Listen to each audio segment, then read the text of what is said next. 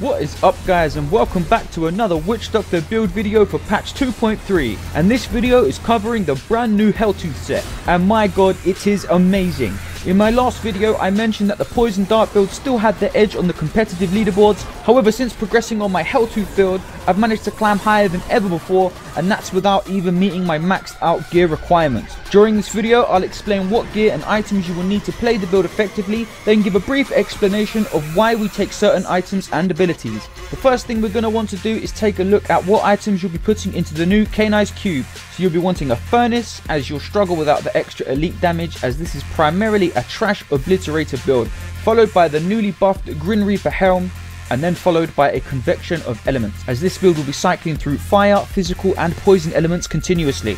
Now let's take a look at the gear you will be needing. You will be needing all 6 pieces of the Helltooth set, along with the focus and restraint rings, a Hellfire amulet and a belt of transcendence, and the new Xenoswarm bracers. For your weapon, you will want a Scrimshaw spear and a high quality Thing of the Deep for your mojo.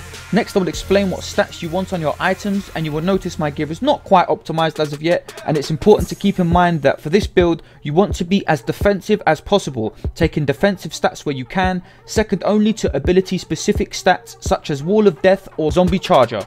So for example, you will not be taking crit chance on your helm, you will instead opt for either a defensive stat or Zombie Charger. Vitality and an Amethyst gem are a must. For your shoulders you will want intelligence, vitality, Wall of Death damage and either a defensive stat or area damage, which is now triggered by your pets. For your chest you will ideally have intelligence and vitality with Wall of Death damage. For your belt you will want intelligence, vitality and all defensive stats with the exception of firebomb damage, which is also viable. For your legs you will want intelligence, vitality and either armor or firebomb damage. I recommend the defensive option. For your boots you will ideally have intelligence, vitality, armor and zombie charger damage. For your rings you will want either intelligence or fire damage with crit damage and crit chance. The same for your amulet, which should be a Hellfire amulet with a relevant passive, which we will get to in a moment.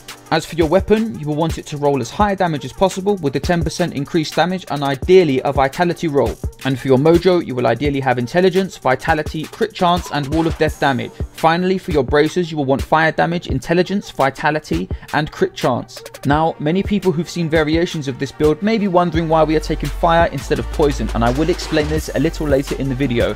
For now, let's take a look at the gems you will be needing. Obviously you will be wanting yellows in your armor and a green in your weapon, but for your legendary gems we are taking the Bane of the Trap, followed by 2 defensive gems that synergize very well with each other and your passives, these being an Esoteric Altercation and the Wildebeest's Gizzard. This too I will explain a little later. First, a look at the passive.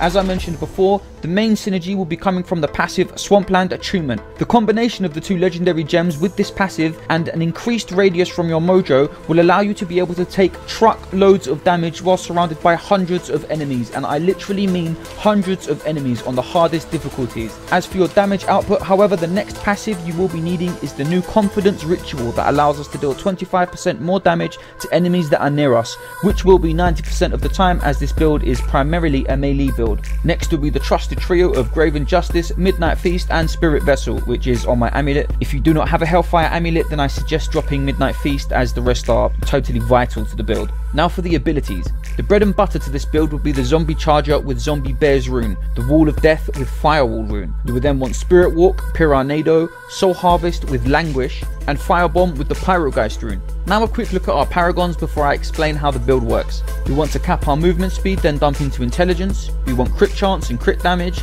then cooldown reduction. We want armor, life, then resistances. Finally, we want area damage and resource reduction. If you are lacking in vitality, you can always take the points out of movement speed and throw a couple into vitality if needed. Now, why are we using fire over poison? And why are we taking Pyrogeist over blazing spiders? Many people are choosing to take blazing spiders and poison damage to maximize the effect of their zombie bears. Zombie bears consuming a lot of mana to cast, and blazing spiders returning that mana, whilst poison being the element of the main spell. However, we are doing things differently under the assumption that you will be playing this build on the highest of difficulties.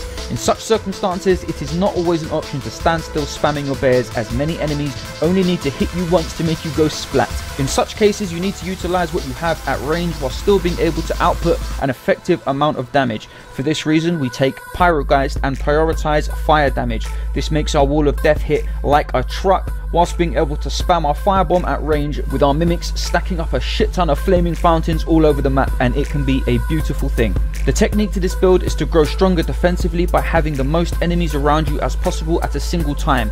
This means collecting large packs of enemies, pulling them into one spot with Piranado, then laying down stacks of firewalls and nuking the crap out of everything with your bears and firebombs. Remember to keep cycling your Languish and Spirit Walk, as Languish will give you a 30% armor buff for a short duration whilst your Spirit Walk is on cooldown. Pro tips: try to keep your back to a wall if possible when spamming your bears, as it forces them to summon in front of you in a more precise line of fire. Also, for your healing potion, try to get hold of the potion of amplification, as this will synergize greatly with the regen from your wildebeest gizzards gem. When in doubt, do not hesitate to run out of combat for a few seconds, allowing your health to recharge along with your shield and cooldowns, all of which only take seconds to return to you. Seconds that are far better to sacrifice than your life, which can be easily lost on high difficulties merely from the amount of crap that you see on the screen, hindering your ability to notice one-shotting AoEs and attacks. A final tip I would say is, if you have any room to adjust your secondary stats on any of your items, try to focus on melee and ranged damage reduction. This build is unique in its combination of both ultra aggressive and defensive playstyles. Collect, nuke, never kite backwards unless absolutely necessary to avoid death. That's the build, guys. The next video will probably be on the new Arrakis set, which isn't viable for greater rifting, but it is however the best set for farming T10 bounties, so stay tuned for that. If you liked the video, please give it a like and consider subscribing for more Diablo 3 content coming soon. Okay guys, until next time, take care and have fun.